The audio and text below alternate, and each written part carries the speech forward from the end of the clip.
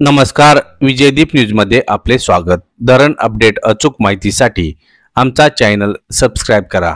आज शनिवार 22 जून. सकाळचे निराखोरे अपडेट. मागील 2 दिवस निराखोऱ्यात पावसाला सुरुवात. कमी अधिक पावसाने खोऱ्यातील धरणातील पाणीसाठ्यात वाढ.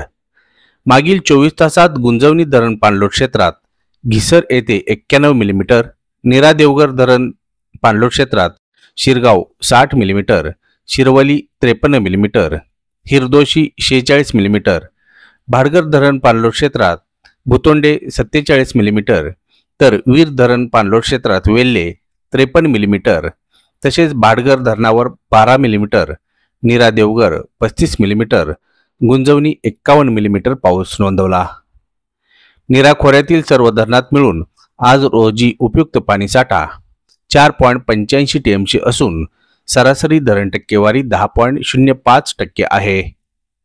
मागील वर्षीच्या तुलनेत यावर्षी नीरा खोऱ्यात आज रोजी 1.64 टीएमसी पाणीसाठा जास्त आहे.